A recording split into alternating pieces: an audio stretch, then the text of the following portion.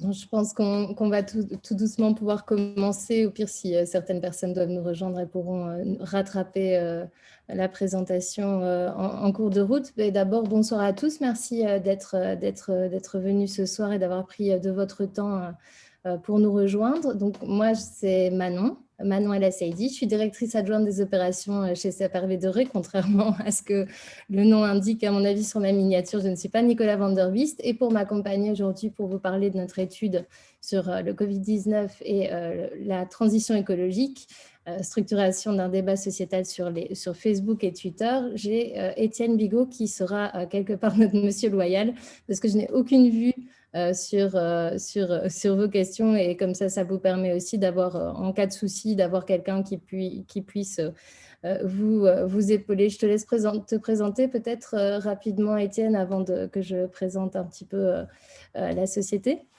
Bonjour, moi je suis Étienne Bigot et je suis le directeur commercial de Saper-Védéré. Donc n'hésitez pas pour les questions-réponses, je serai le monsieur loyal et je poserai vos questions si vous en avez. Bonne présentation. Merci Étienne. Ouais. D'abord, certains d'entre vous ici me connaissent déjà pour avoir collaboré avec eux sur une meilleure mise en perspective de certains de leurs enjeux. Je les ai accompagnés, certains de loin et certains de vraiment plus près. Avec certains d'entre vous, j'ai pu approfondir des sujets, des informations, agriculture, transition écologique, habitat, énergie, finances publiques, positionnement politique divers. Certains d'ailleurs ont pu me lire consciencieusement également. Après, certains d'entre vous ne connaissent peut-être pas encore Saper-Védéré, donc je vais me permettre de présenter rapidement notre cabinet. Donc Saper-Védéré, c'est un cabinet de conseil et d'études qui est localisé à la fois à Paris et à Bruxelles, qui est dédié aux affaires publiques et à la communication. Donc, on permet de comprendre les audiences de nos clients, les écosystèmes dans lesquels ils veulent pénétrer et de construire pour eux une stratégie dédiée à la communication et aux affaires publiques. Notre agence applique en fait une approche qui est de l'intelligence économique aux stratégies de communication et d'affaires publiques. Donc, on va au-delà du bruit en accédant aux informations les plus factuelles et stratégiques. Et pour l'online notamment, on a le soutien pour l'accès à ces informations de notre superbe pôle recherche et développement. Bref, Saper-Védéré observe à 360 degrés, se camoufle, recherche l'information pour mieux appréhender ensuite vos enjeux. Bref, qu'est-ce qui nous retient ce soir? Souvenez-vous, il y a un an, c'était l'alerte générale.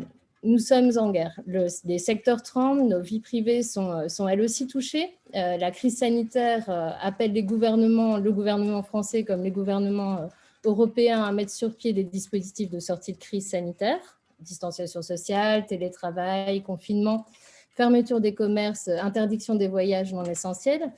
Et certaines mesures pour prévenir la progression de ce virus ont engendré un réel ralentissement de l'activité humaine et économique, forçant un impact socio-économique finalement.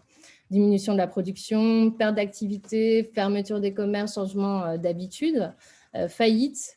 Bref, l'urgence économique pousse nos gouvernements à débloquer des budgets d'investissement dans la relance économique. C'est la crise. Et soudainement, dans nos cerveaux encore un peu embrumés, sous le choc, je revois encore mon chat porter son gilet pare-balles quand on nous dit « nous sommes en guerre », mais aussi nos secteurs, comme je le disais tout à l'heure, tremblent, et on est un petit peu dans le brouillard, et première semaine de confinement, des alertes nous surviennent. Et si la crise du coronavirus était issue d'une crise environnementale?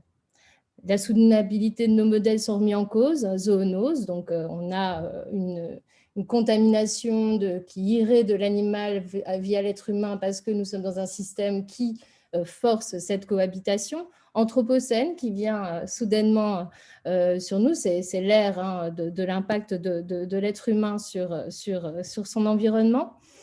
Et si ce ralentissement de l'activité qui nous survient n'est pas aussi l'opportunité de rattraper nos erreurs? Donc, ces modèles qu'on remet en cause, est-ce que ce n'est pas le moment de travailler sur ces modèles, de travailler sur la cause? On voit à nouveau les sommets de l'Himalaya, du jamais vu en 30 ans. Les baleines ne sont plus submergées par le bruit, le taux de pollution est en baisse. Et aussi, n'avons-nous pas devant nous l'opportunité de donner les moyens financiers, finalement, via les plans de relance, pour atteindre le monde d'après, qui aurait appris d'un monde d'avant? Pour certains, cette crise aussi, qu'elle ne mettrait pas à mal les investissements prévus dans la transition écologique. Donc ça, c'est soudainement ce qui apparaît devant nos yeux.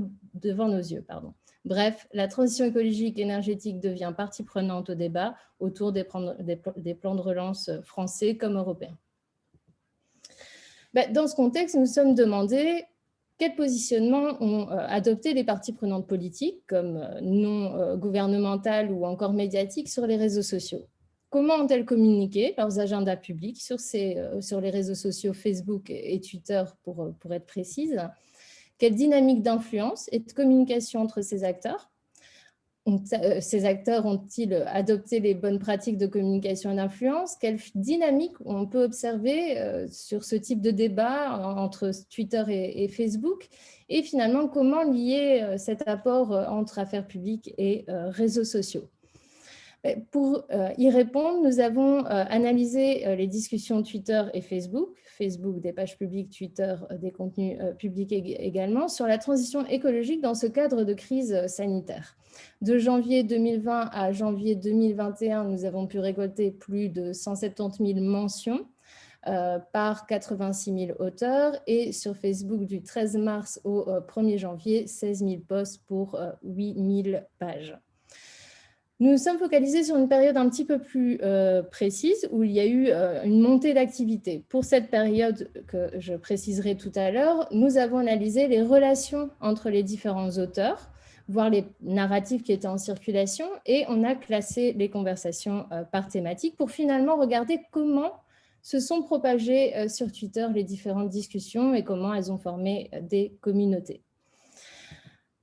Au-delà du débat global que je viens de vous présenter, on a également décidé d'angler notre recherche sur des secteurs d'enjeux sur le sujet et que nous avons aussi l'habitude de conseiller: énergie, agriculture, transport, ONG, partis politiques. Pour ces parties prenantes, on a établi des focus particuliers dans notre requête sémantique. Pour capter des conversations, on doit évidemment devoir les demander et donc établir des mots-clés en l'occurrence pour les capter. Et donc, on a établi également les enjeux de ces secteurs pour pouvoir avoir des focus dédiés. Ces focus dédiés ne vous seront pas présentés aujourd'hui parce qu'évidemment, le format ne nous le permet pas et on préférait rester plutôt dans des dynamiques qui pouvaient se dégager de ce débat sur les réseaux sociaux Facebook et Twitter. Également, voilà, mais elles seront à disposition. Étienne, qui est ici, ou moi-même pouvons évidemment vous les transmettre si cela vous intéresse. L'étude complète sera également transmise. Je vous parlais de dynamique Facebook, Twitter, réseaux sociaux, affaires publiques. Ici, dans le débat qui nous concerne, mais aussi nous le voyons d'analyse en analyse chez Sapir-Wederer, nous observons en fait que Twitter agit comme une sorte de salle de presse de Parlement. Il en est quelque part son prolongement digital. On y reçoit les dépêches officielles, les plaidoyers, les communiqués de presse. On y perçoit les dynamiques d'influence. On y reçoit les supporting facts, ce sont en fait les informations qui viennent soutenir des discours qui agissent comme preuve et apportent de la légitimité à un discours, à un positionnement. Les rapports d'expertise, on y retrouve également, bref, les prémices des débats grand public. Médias, politiques, journalistes, ONG, associations, leurs dirigeants font émerger une problématique. Sur Twitter, la question de la transition écologique est vraiment posée dans le cadre d'une nécessité d'un changement politique pour préserver la qualité de l'air, atteindre les objectifs environnementaux, pour penser les moyens de planification et de financement pour un monde d'après qui va entrer dans la sobriété carbone. Bref, on prépare le débat législatif. On y place nos positionnements, on y débat, on y fait l'entame du débat. Ensuite, les agendas sont positionnés, donc, comme vous l'avez compris et de ce que je viens de dire, en début de processus législatif ou en période d'annonce. Ensuite, le débat s'arrête net sur Twitter et se prolonge sur Facebook. Les parties prenantes qui veulent remettre finalement, prendre part au débat, veulent commenter les décisions législatives qui ont été faites ou qui sont proposées, les positionnements qui ont été annoncés. Juste avant la sentence législative finale, c'est là que ces acteurs se retrouvent, sans préparation, sur notre sujet en tout cas, du terrain Facebook. Donc on n'a pas préparé les cerveaux au préalable pour recevoir ce débat. Bref, c'est le lieu de l'engagement. On y mobilise les troupes, on y retrouve à peu de choses près les mêmes acteurs, sauf qu'on y a évidemment des acteurs qui sont typique de Facebook et typique d'un débat finalement d'engagement qui a sollicité que la société civile se mobilise ensuite. Par exemple, d'un côté où nous avions beaucoup plus de journalistes ou d'experts ou de médias spécialisés, ici on a un ajout comme des pages de cause, comme des acteurs plutôt associatifs que des ONG. Les personnalités, par exemple, qui étaient des experts sur Twitter sont plutôt des personnalités à une envergure plus grand public. Donc, on a des porte-voix plus grand public qui sont plutôt orientés aussi autour de la société civile.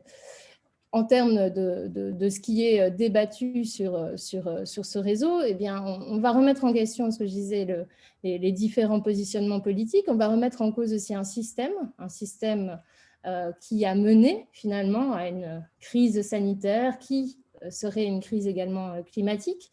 On va y parler plutôt de pollution, on va y aborder des questions plutôt en lien avec la santé dans le cadre du coronavirus.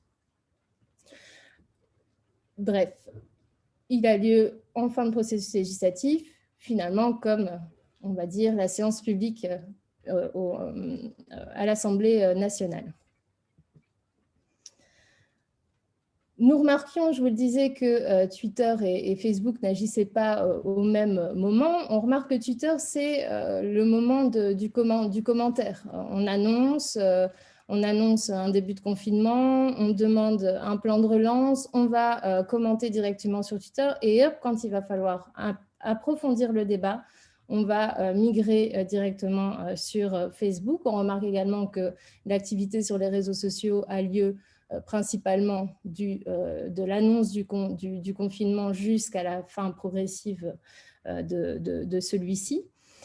En termes de contexte législatif, on remarque que sur Twitter, on est en début de promulgation du plan de financement. On est dans le commentaire du Conseil européen dédié à la relance.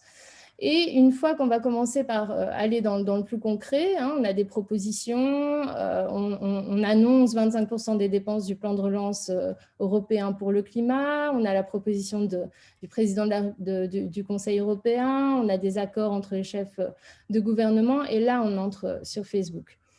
En termes de mise à l'agenda de la transition écologique, les travaux préparatoires concernant cette mise à l'agenda est commentés principalement sur Twitter et les décisions, ambitions, ensuite débattues sur Facebook. Je ne vais pas vous la refaire en long et en large. Je pense que vous avez compris le principe.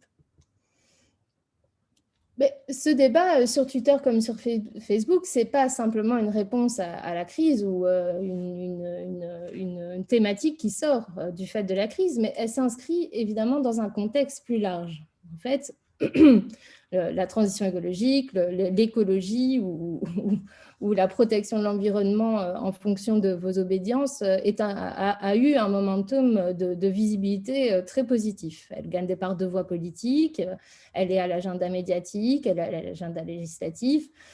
Bref, voilà, on a la rencontre vraiment entre un événement, une crise, et finalement un contexte qui est existant, un contexte politique existant.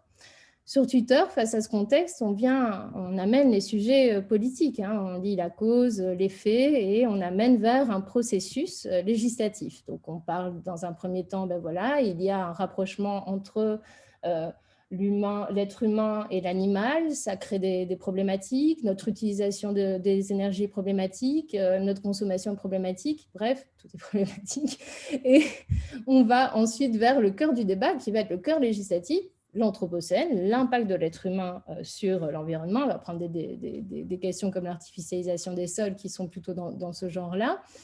La pollution, bah oui, il faut atteindre il faut atteindre les objectifs fixés. Transport, il faut ici, en l'occurrence, légiférer sur la question des avions, etc., entrer dans une mobilité plus douce. Sur Facebook, ben, a priori, le même contexte est débattu, mais ça peut arriver que ce ne soit pas dans le même contexte qu'on parle d'une plateforme à une autre. Ici, en l'occurrence, on est toujours dans le même contexte et à peu de choses près, à part peut-être une intersectionnalité des luttes, une restriction des libertés personnelles qui est plus avancée sur ce réseau, on a la rencontre entre un événement et un événement qui survient et un événement qui était déjà prédominant. Là où ça change, par contre, c'est qu'on part des thématiques politiques et législatives pour finalement aller débattre de l'enjeu plus global, d'une problématique plus profonde, d'un débat qui finalement ne va pas parler ici, je prenais l'exemple d'artificialisation des sols ou autre, non, on va parler de protection de la biodiversité, on va le découler en protection des abeilles, protection de tel ou tel animal, on va parler de l'utilisation des énergies de la transition énergétique, mais on va aborder évidemment toutes les facettes de cette question.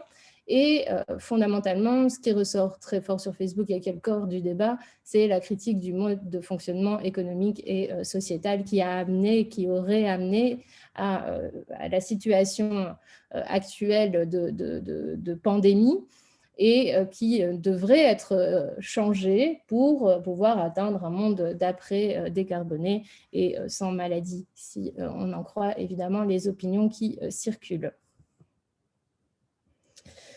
Bref, Twitter et Facebook sont assez différents dans leurs audiences, dans leurs thématiques, dans leur tonalité. Vous verrez un peu plus en profondeur tout à l'heure, mais ils s'inscrivent finalement dans une continuité. Ils convergent en tout cas sur notre débat sur certains points. Commençons par Twitter. Donc, on vient de le dire, sur Twitter, on est sur des thématiques plus législatives, plus politiques. C'est là où commence le débat. C'est une opportunité de plaidoyer pour des organisations. On est sur un ton plus informatif, dans le projectif, bref, un environnement social d'affaires publiques, informatif, plaidoyer officiel, position paper. Sur Facebook, ici, on est, comme je vous l'ai dit, plutôt dans des thématiques globalisantes qui vont permettre ensuite de décortiquer sur plutôt des sujets un petit peu plus de niche. On y poursuit le débat. C'est chrysogène pour les entreprises parce qu'on a pu remarquer que sur ce sujet, en tout cas, les entreprises ou les acteurs plus économiques étaient mentionnés directement par les acteurs. On est sur un ton de remise en question, de mobilisation, d'engagement, bref, un environnement social de mobilisation, je me suis un petit peu égarée, un environnement social de mobilisation. C'est un petit peu comme en marketing, quand on vous dit « go where the fishes are ». Et bien ici, en fait, la vraie question sera « est-ce que la pêche fut bonne, hein? Est-ce que les filets ont ratissé assez large pour atteindre tous ces poissons qui nous attendaient dans cette mer des réseaux sociaux ?» On verra ça évidemment plus loin. Et en termes de convergence, ici, dans le débat qui nous touche, l'opposition est majoritaire, sans grande surprise. On verra après pourquoi et dans quelle continuité du débat je me permets de poser cela. La qualité de l'air est l'enjeu central, et même central à tous les secteurs, et central évidemment aux ambitions politiques, puisqu'il y a une contrainte politique sur cet enjeu-là. Le débat est rythmé de supporting facts, je vous en parlais tout à l'heure, hein, c'est ces faits qui permettent de prouver et de légitimer une prise d'opposition. Bref, voilà, le schéma Facebook, Twitter. Mais finalement, comment tout ceci s'est montré à nous, hein, quelles analyses sommes-nous passés pour voir tout ça. Donc, on va regarder un petit peu de plus près maintenant les dynamiques sur chaque réseau qui nous ont permis de tirer jusque-là, et nous verrons ensuite les grands enseignements de cette étude. Hop. Donc, tout d'abord, dans un premier temps, nous avons observé la courbe d'activité des conversations sur Twitter. On a remarqué que sur la période d'un an, de janvier 2020 à janvier 2021, que le débat a pris particulièrement entre l'annonce du confinement et ensuite la deuxième phase de déconfinement, pour s'évanouir ensuite sur Facebook, et on le verra ensuite, comme tout débat événementiel et d'opportunité, ne pas reprendre après Facebook. Il suit les grands événements d'actualité. La courbe que nous voyons ici, suit les grands événements d'actualité et législatifs qu'on a pu voir précédemment.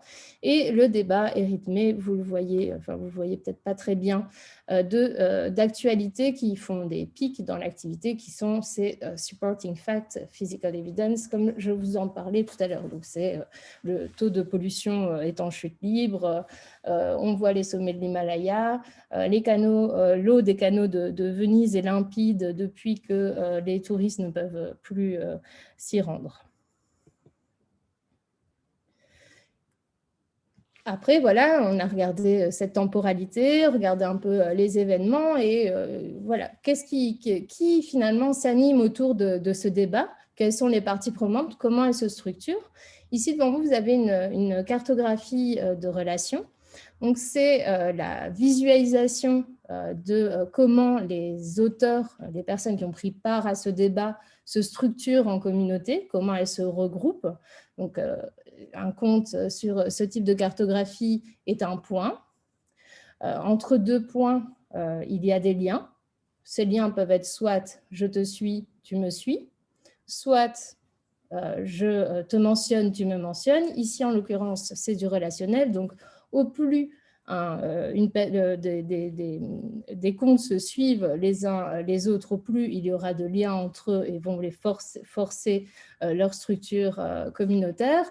Et plus un compte est influent, donc plus il est suivi, plus il est prépondérant, plus il est gros sur une cartographie. Ensuite, on alloue évidemment des couleurs. Vous voyez, elle est colorée, ce qui permet de montrer les clusters d'appartenance. On remarque qu'en fait, le débat est composé de composantes assez classiques d'un débat sociétal, politique sur Twitter de ce type.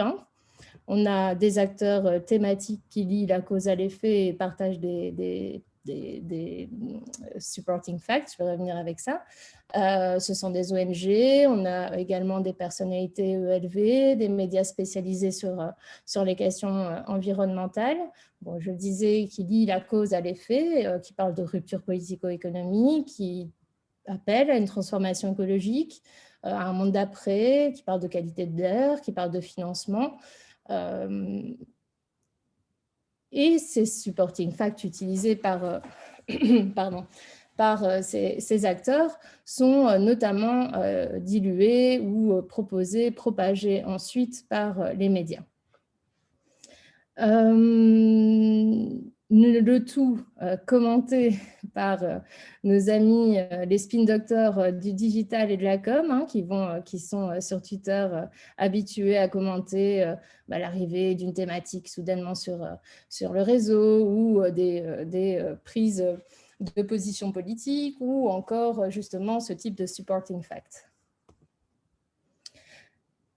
Tout ceci face à une communauté du gouvernement qui se montre en action, qui se doit de tenir la barque, on est en crise, d'annoncer la planification, et face à une opposition qui se positionne ou remet en question les ambitions du gouvernement.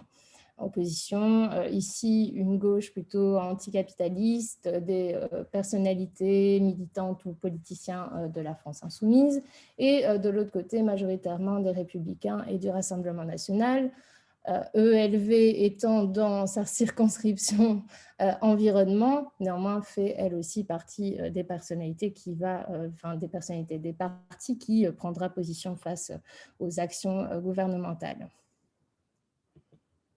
Si on regarde d'un peu plus près les leaders du débat, on remarque évidemment que c'est l'axe socio-environnemental, sans grande surprise vu le débat, qui émane.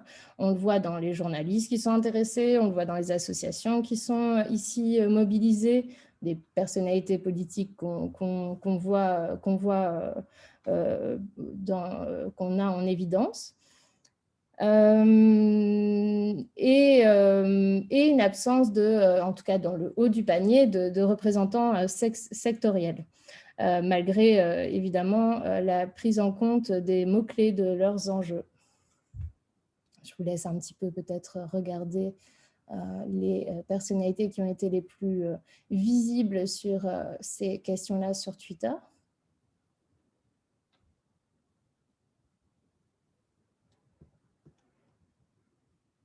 Très bien. Alors, si on regarde les partis politiques d'un peu plus près, là, on remarque que la majorité est sur son terrain, qualité de l'air, transition énergétique, plan de relance, et que l'opposition y amène en plus des débats qu'on dirait en marketing de niche, mais si je dirais des dérivés du débat, agriculture, mobilité douce, bien-être animal. Je vous laisse également prendre connaissance un petit peu des différentes prises de, enfin en tout cas des différentes prises de parole politiques.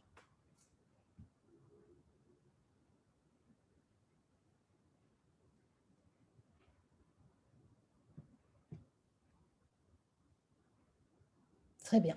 Alors, en termes de dynamique, d'opinion, comment finalement tout ce débat s'est animé? D'abord, on avait des liens, l'augmentation donc de liens entre deux sujets, le lien entre coronavirus et transition écologique, un terrain d'entente politique, et ensuite des positionnements par rapport à ce terrain d'entente. On dit il faut répondre à l'urgence écologique et sociale, c'est le terrain d'entente et finalement on a des voix qui se lèvent et qui disent d'accord, mais les grandes entreprises sont en partie responsables, il va falloir qu'elles payent. Il faut cesser de financer les énergies fossiles. L'après, le gouvernement fragilise le droit de l'environnement. On a des voix qui se lèvent, une remise en cause. Finalement, on dénonce, on met l'urgence pour poser le ton du débat. Ensuite, c'est l'heure des positionnements. Nous, on veut que la réponse soit solidaire. On veut que s'inscrive notre agriculture que notre agriculture soit inscrite dans cette transition.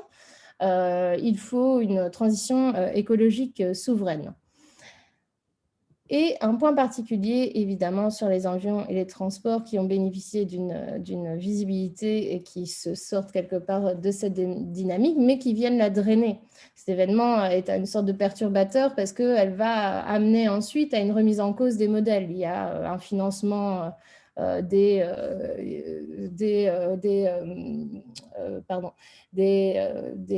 grandes compagnies aériennes, alors que la transition écologique doit être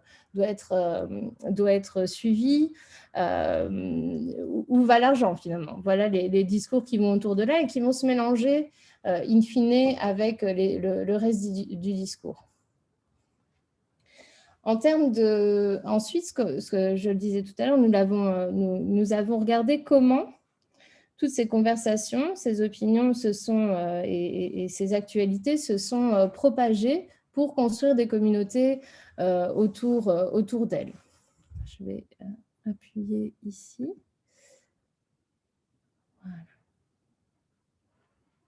Ici, sur la gauche, vous avez la cartographie des discussions complète sur la période que nous avons étudiée.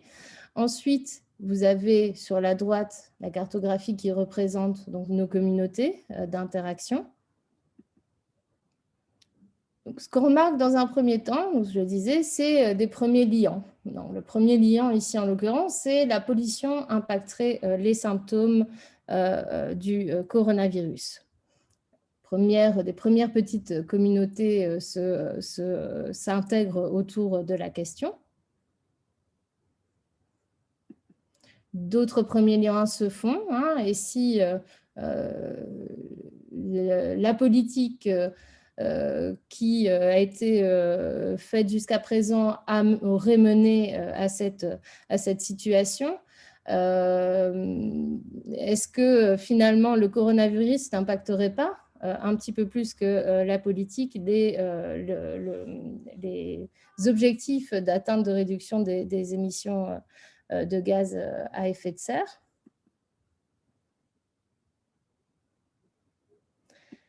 Et arrivent ces physical evidence dont on parlait tout à l'heure. Confinement, aurait réduit, le coronavirus a réduit les émissions chinoises de gaz à effet de serre de 25%. C'est énorme. Photo de la NASA sur l'impact du confinement des populations sur la pollution en Chine. Et là, nous, on n'est pas encore confinés, mais les premières actualités de ce type surgissent. Elles sont ensuite reprises un peu partout dans les médias et propagées pour construire encore plus de communautés. On a également un épisode qui a permis d'agréger un petit peu de contenu, c'est la Convention citoyenne et son avant-dernière session.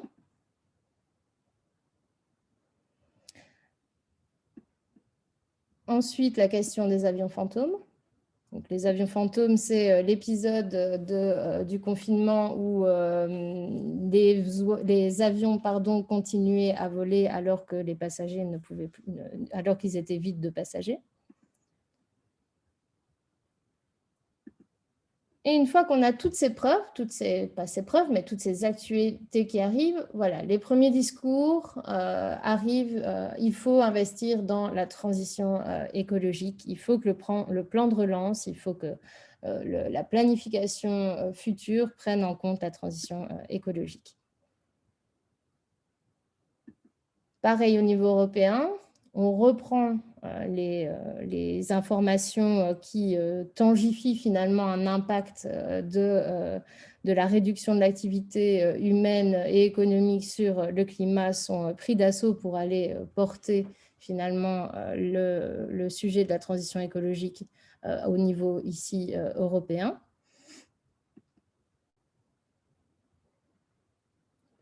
Et elle continue à arriver parce que maintenant, nous sommes confinés de plus en plus. Il n'y a pas qu'en Chine, hein, donc on a pollution atmosphérique qui chute en Chine. La pollution a chuté un peu partout sur la planète. Et le coronavirus serait une opportunité, hein, un porteur finalement de bonnes nouvelles pour notre planète.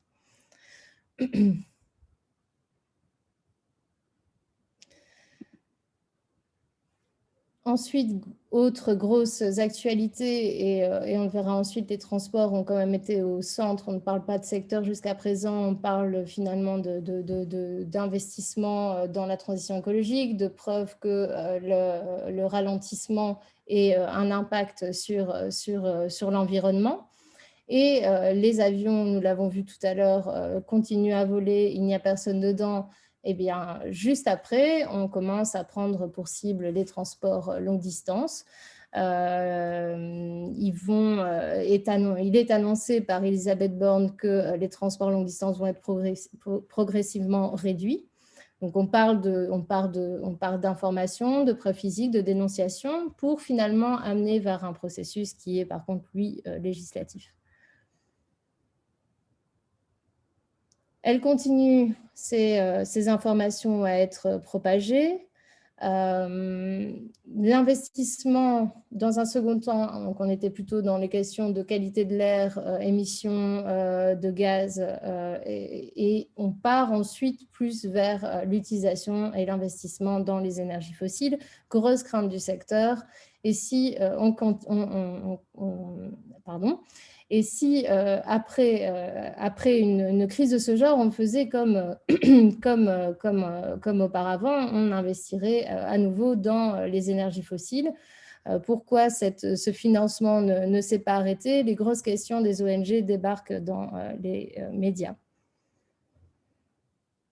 On continue avec ce type d'informations qui agrègent des communautés. Je reviens un tout petit peu en arrière.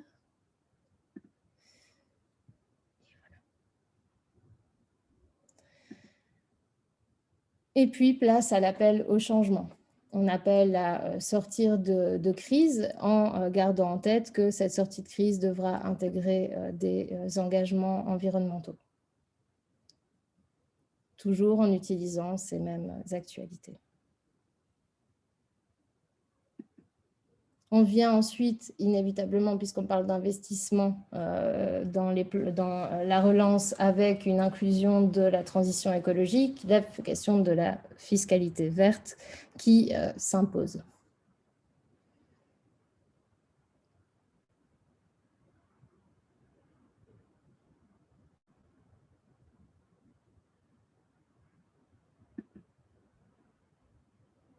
Le ton monte un peu en termes de politique et on voit qu'on commence à être en fin de processus sur Twitter. Donc, on était dans il faut prouver, nous sommes dans de l'information, il faut prendre des résolutions et on monte le ton. On dit que les lobbies sont derrière les politiques dans le cadre du plan de relance. Qu'il faut évidemment aussi pouvoir y insérer les questions environnementales. On pointe du doigt la ministre Elisabeth Borne, on hausse le ton, on lance l'alerte, il serait inacceptable de sortir de la crise sans prendre en compte les questions de pollution de l'air.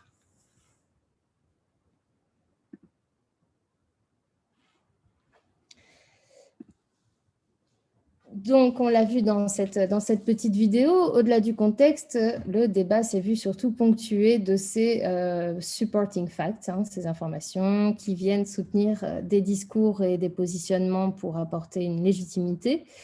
Chute de pollution atmosphérique, nous l'avons vu. Grâce au confinement, l'eau des canaux de Venise, sans l'activité touristique, est devenue limpide. Ces faits ponctuent toutes les conversations et sont celles qui génèrent le plus de réactions. Une certaine, finalement, aussi homophilie. Donc, on a tendance, apparemment, on le voit ici, ce sont au sein d'un même réseau que se partage l'information. Chaque pont de discussion est dans son coin, sans interaction entre les différentes communautés. Le débat politique, le débat global que nous venons de voir en vidéo, il s'est propagé en 4 temps. Donc, on a une crise qui s'avère être une opportunité. L'activité humaine diminue suite au confinement et la pollution diminue. On a, comme tout à l'heure, au niveau politique, mais ici au niveau plus global, des crises, des alertes. Attention, malgré les effets positifs court terme sur l'environnement, la pandémie risque d'être une catastrophe pour le climat. Le gouvernement va aider les entreprises polluantes qui cherchent à alléger leurs taxes. La pandémie, c'est l'entrée brutale dans l'ère de l'anthropocène. Et finalement, on lit tous ensemble, la crise sanitaire est une crise climatique. Une fois que ce fait est établi par l'ensemble des parties prenantes, la crise sanitaire est une crise climatique, on appelle à ce que la transition écologique et économique à l'agenda de la sortie de crise. Donc, il faut absolument que la transition écologique soit prise dans les différents financements du plan de relance. Sur Facebook maintenant, on le disait en début de présentation, il intervient dans le prolongement de Twitter pour débattre à des moments législatifs et donc plus avancés. On le voit ici sur les différentes captures d'écran. C'est au moment où on va plutôt entrer en critique face à Elisabeth Borne, par exemple, ou quand, en termes de budget, le Sénat pointé du doigt pour d'avoir ignoré les recommandations du Haut Conseil. On est dans cette temporalité-là. Et on le voit comme Twitter, une fois que le processus est entamé, mais une fois surtout que le confinement est passé et que les gros du débat sont passés, les conversations et la mobilisation sur ce terrain s'arrêtent. En termes de type d'acteurs sur Facebook, si on regarde un peu plus près les leaders du débat, on remarque vraiment le miroir d'une phase de mobilisation. On le voit dans les politiques qui qui se sont mobilisés. On le voit dans les personnalités mobilisées. Je vous le disais, on aurait plus des personnalités qui sont liées à des organisations, à des think tanks, à des centres de recherche ou des experts. Ici, on est plutôt dans des personnalités qui mènent vers un plus grand public. On a des gens comme Angèle ou bien comme Greta Thunberg, comme Cyril Dion, Yann Arthus Bertrand, qui sont en fait, pour avoir déjà pas mal travaillé sur ce type de sujet, sont finalement les personnes qu'on a tendance à mobiliser sur ce terrain socio-environnemental. Remarque également qu'on est principalement dans un débat qui anime la société civile ou des associations plutôt que des politiques ou des institutions.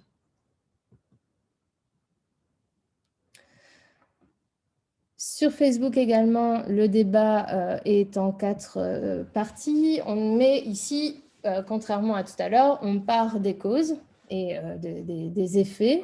La situation actuelle, donc on part de problèmes. Il y a un problème, la situation actuelle est due au modèle sociétal. C'est l'élevage intensif qui est lié à la propagation du coronavirus, etc., etc. Et une opportunité, est-ce que le confinement ne serait pas favorable pour la biodiversité? Est-ce que ce serait pas est-ce que l'air n'est pas plus respirable pendant le confinement? Des dénonciations, attention, dans le plan de relance, l'État défend les industries polluantes. Attention, la crise ne doit pas être un motif pour négliger les mesures environnementales. Et, in fine, des appels et recommandations aux politiques.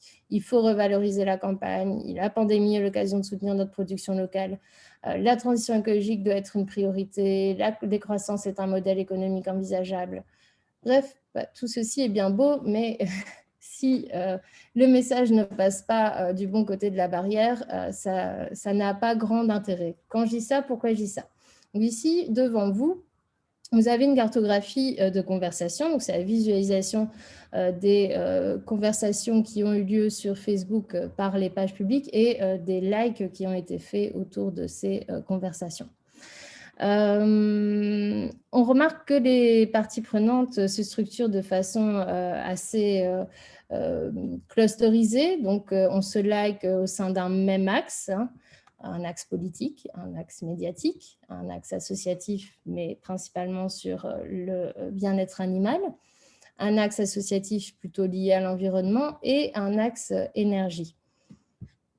Donc, on interagit qu'au sein d'un même axe et on n'atteint pas les autres axes. Avec un pont de diffusion central qui est Monsieur Mondialisation, une page qui est plutôt active, un média spécialisé qui est plutôt actif sur les questions socio-environnementales.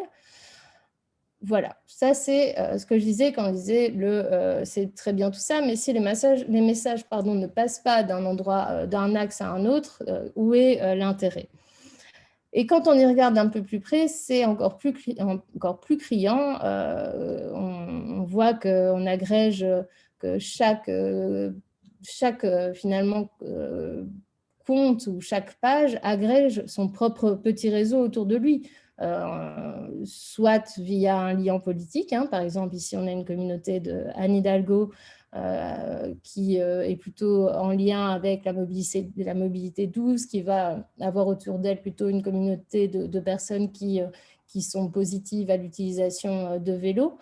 Une communauté conversationnelle des droits de nationalistes et LR, donc c'est pas ici parce que ces partis sont proches, mais parce qu'il y a une prise de parole sur le même type de contenu, ici en l'occurrence l'agriculture et une transition écologique souveraine. Sur Facebook, on également se regroupe de manière plutôt géographique. Ici, par exemple, toutes les parties prenantes, quelles qu'elles soient en Belgique, au Québec ou en Suisse, politiques comme associations, elles vont être regroupées au sein du même cluster. Finalement, on like en fonction de thématiques qui nous sont proches également. Par exemple, je suis belge, je vais avoir tendance, c'est pas vrai, à liker principalement des pages peut-être de la RTBF, qui est notre France Télévisions. Pareil, Québec, Suisse, on remarque que ce sont finalement des communautés géographiques, donc on se like entre soi.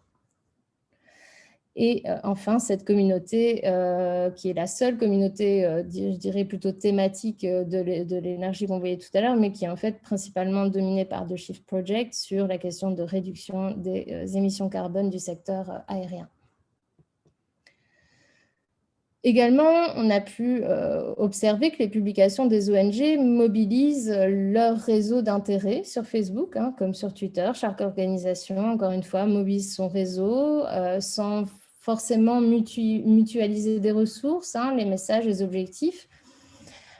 Pourtant, il y a des axes transversaux, qualité de l'air, bien-être animal, mais on voit, voilà, ici, ils vont se liker qu'entre eux et il n'y aura pas de propagation finalement comme nous l'avions vu précédemment. Je vais revenir et vous embêter un peu, mais sur cet axe-là où on n'aura pas de lien entre les différentes parties prenantes. Hop là, je vais revenir par ici.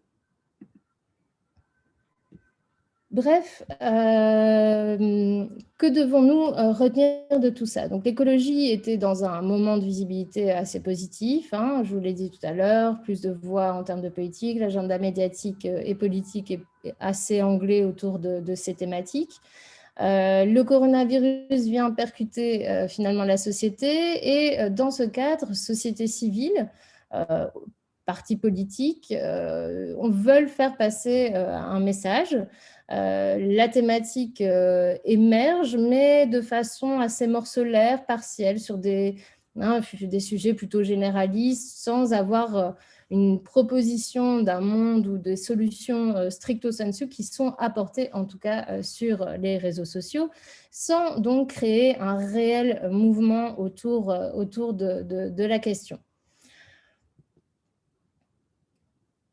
L'étude nous apprend aussi que finalement, il y a des secteurs qui sont touchés par ces questions de transition écologique, ici dans le cadre du coronavirus.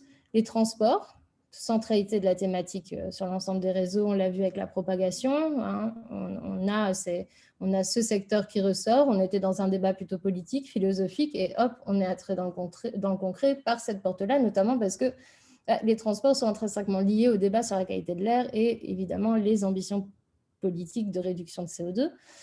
Ils sont évidemment, on l'a vu aussi, touchés par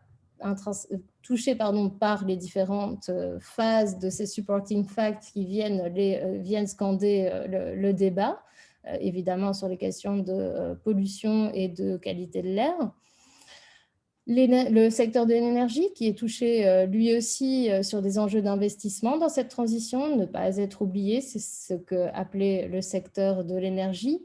Un enjeu de polarisation, nous l'avons vu aussi dans certaines discussions, où l'énergie reste un point quand même de clivant que certaines communautés vont, par exemple, mentionner lors d'une manifestation.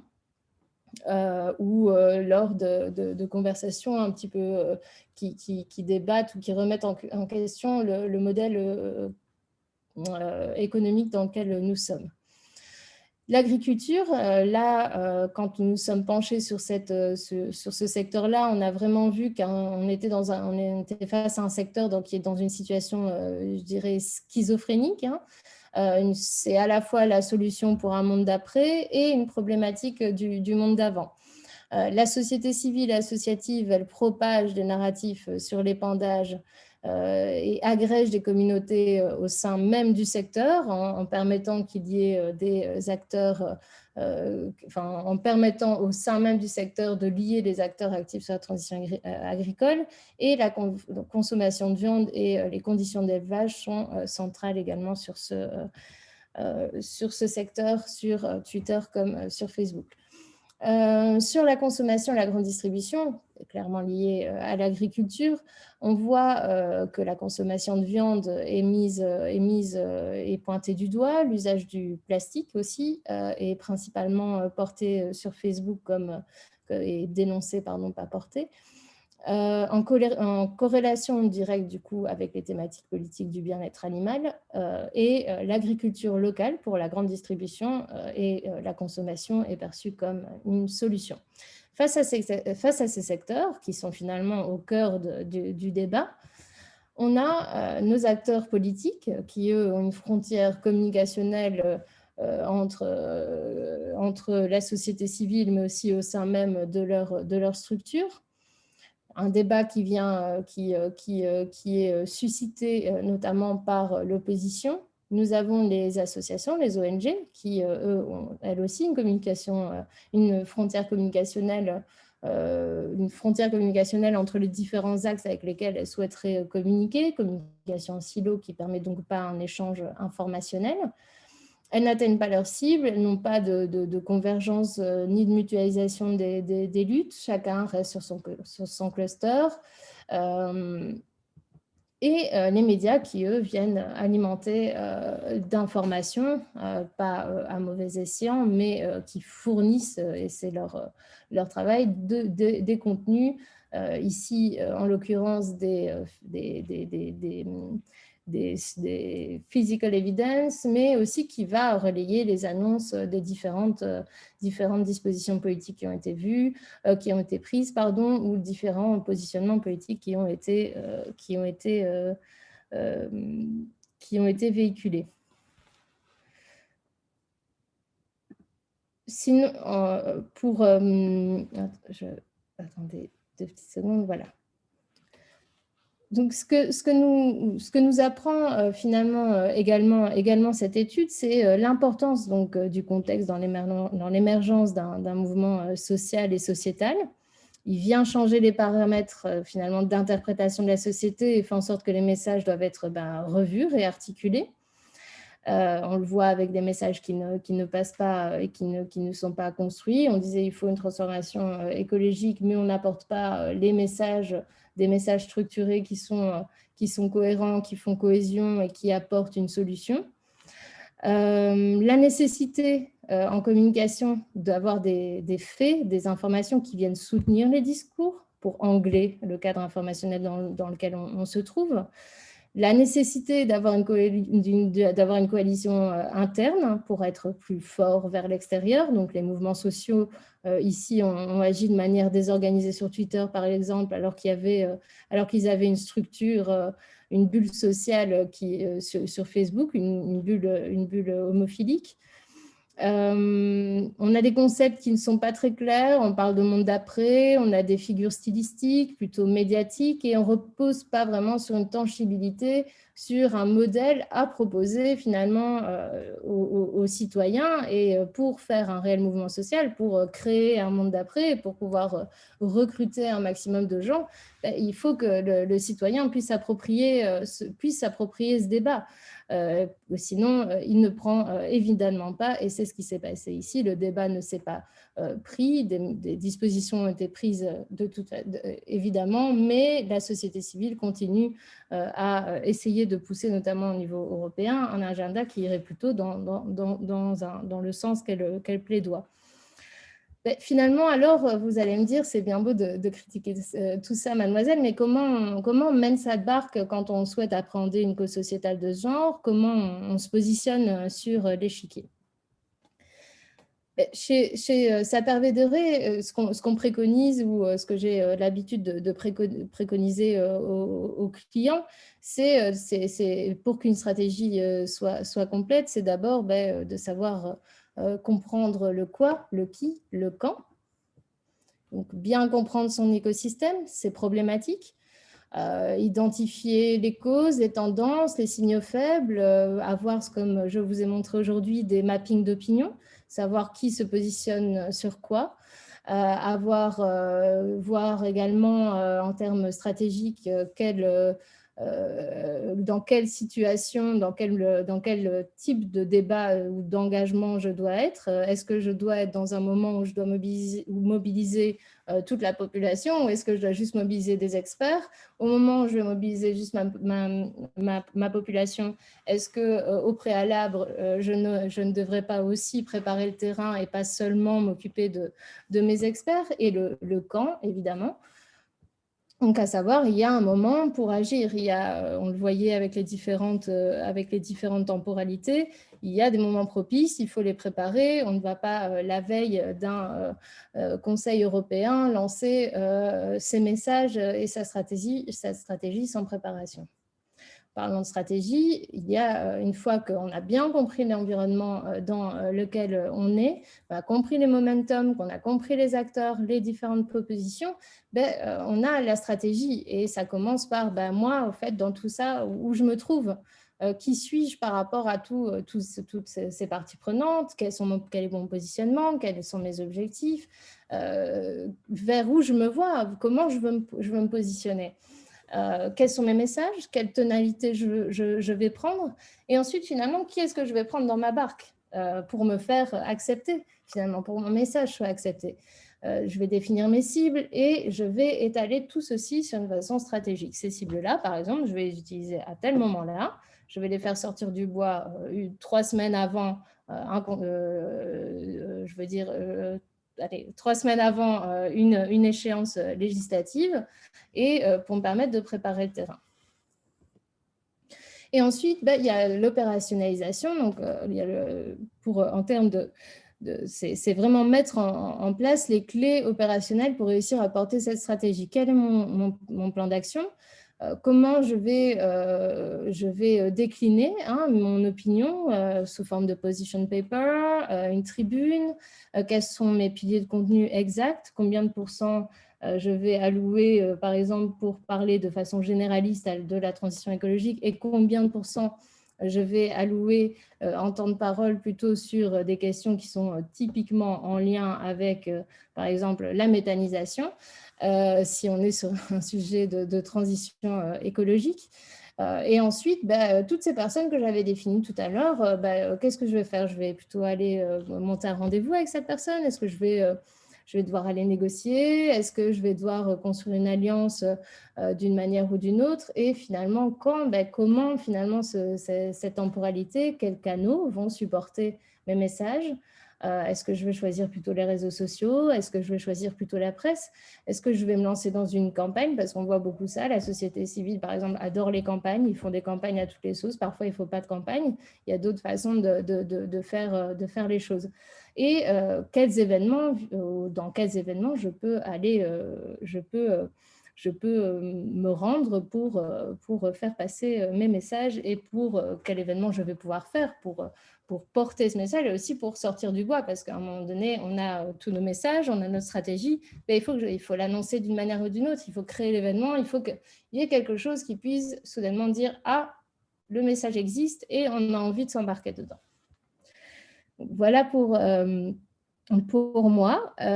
J'ai terminé sur ça. Je laisserai peut-être Étienne m'indiquer s'il y a des questions ou s'il y a quoi que ce soit que je peux faire pour vous. Merci Marion. Merci Manon. Oui, il y a quelques questions, notamment justement de Jacques. Est-ce que finalement le problème n'est pas qu'il n'y ait pas de véritable campagne citoyenne, car les questions ne sont pas débattues de façon démocratique? C'est une très bonne question. Parce qu'elles ne sont pas débattues de façon démocratique, là, ça va être compliqué en quelques minutes de revoir tout un système, mais évidemment, il y a des relais démocratiques, et ces relais démocratiques, en fait, ne passent pas la barrière. C'est surtout ça que démontre cette étude. Pour le reste, c'est peut-être pour moi un petit peu présomptueux de pouvoir y répondre, mais en tout cas, ce qu'on voit, c'est que les relais démocratiques que nous avons, nos représentants à l'Assemblée nationale, nos représentants par exemple, si moi, minorité, j'ai des représentants associatifs, est-ce qu'eux vont savoir passer le message? En tout cas, ces intermédiaires n'ont sur ce sujet-là pas fait le travail. Merci pour cette réponse, Manon. Autre question. Est-ce que cela veut dire que les champs écologiques ne pourront jamais réémerger durant cette phase de coronavirus, même si on espère qu'elle ne va pas durer très longtemps encore? Mais on espère, c'est clair. C'était une appréciation de ma part. Madame, c'est encore une fois difficile avec des projections. Est-ce qu'elle ne pourrait pas réémerger? Je pense que j'ai pas de réponse. Je dirais qu'elles peuvent réémerger. C'est pas impossible. De toute façon, c'est comme on l'a vu, la transition écologique comme énergétique, elle est quand même au cœur de nos débats hors coronavirus. Elle était déjà inclus dans la question, et donc oui, ça peut revenir, mais évidemment avec des bons standards, même si je pense après sur les questions plus législatives, etc., il y a des choses qui sont évidemment verrouillées, il y a des choses sur lesquelles on ne peut plus revenir, etc., etc. Encore une question, une dernière, et comme le timing, on a déjà dépassé notre temps. Et après, bien sûr, on est à vos dispositions pour répondre à l'ensemble des questions dans les prochains jours. Dernière question, est-ce que c'est mieux de commencer une campagne sur Facebook ou sur Twitter? Ça dépend de la campagne. Je vais le redire, hein, c'est spécifique. Ça dépend de votre cible, ça dépend du type de message aussi, hein. Il y a des messages qui ne sont pas grand public et qu'il faut d'abord faire passer par des relais d'opinion qui ne sont peut-être pas sur Facebook, qui ne sont peut-être même pas voilà, qui ne sont peut-être pas sur ces eaux-là. Donc, je dirais que ça dépend vraiment de votre objectif et du type de campagne. Mais en tout cas, si une campagne est faite sur Facebook, il ne faut pas qu'elle ait lieu la veille du Conseil européen. Il ne faut pas qu'elle ait lieu la veille de la promulgation du PLF. Il faut qu'il y ait une préparation préalable parce qu'en fait, vous allez être devant des audiences qui sont moins je dirais, moins avertis et donc qui ne vont pas avoir tous les éléments que d'autres personnes plus expertes et plus averties ont. Et donc, ils vont se prendre des messages dans tous les sens, ils ne vont même pas appréhender. Donc, il y a une réelle préparation en fait en amont, je dirais, sur une campagne que j'ai déjà faite, par exemple, qui était sur une thématique très, très compliquée de financement et de taxation. On a d'abord eu un travail d'un an de préparation des consciences via des relais d'opinion qui soient crédibles, forts, qui soient pédagogues, qui soient un petit peu tout-terrain. Et après, il a fallu faire toute la grosse pédagogie sur Facebook et dans les médias pour que les gens puissent s'appréhender le sujet, parce qu'ici, somme toute, nous sommes sur des sujets quand même un peu plus compliqué parce que oui, la transition écologique, c'est facile, mais non, pas du tout, parce que ici, on parle d'investissement. Est-ce que 25%, c'est suffisant? Est-ce qu'une taxe ce carbone, elle doit être à quelle hauteur, etc., etc. Merci Manon. Merci à tous les participants, tous et tous les participants. On vous adressera bien entendu la présentation, l'étude réalisée par Manon, et je te laisse la main, Manon. Oui, et je vous garde encore une petite minute si c'est possible. Donc, on a encore aussi quelques études qui vont sortir bientôt. On en a une qui sort le 6 mai sur les directeurs de la communication sur LinkedIn. Une étude sur 2 ans et demi de conversation Twitter autour de Cache Investigation. Ça fait plus ou moins 12 émissions dont les discussions seront analysées. Et une étude Affaires publiques qui se base sur des données de l'activité législative et des réseaux sociaux en France. Saper Védéré mène une étude en fait, qui vise à appréhender les différentes données dans la construction de l'opinion et de l'appareil législatif. Donc, quelles sont les lois les plus politiques, médiatiques, sociétales? Est-ce qu'il y a encore des collaborations parlementaires? Quelles sont les différentes thématiques traitées par les différents partis? Et un baromètre notamment de volumétrie.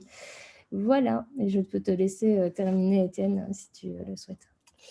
Merci Manon, merci à tous les participants et Merci on est bien beaucoup. sûr à votre disposition. Vous recevrez pour les prochaines études que Manon vous a présentées un lien d'inscription dans les prochains jours, notamment pour l'étude sur les directeurs de la communication. Merci, bonne soirée et à très bientôt. Au revoir. Grand merci, au revoir.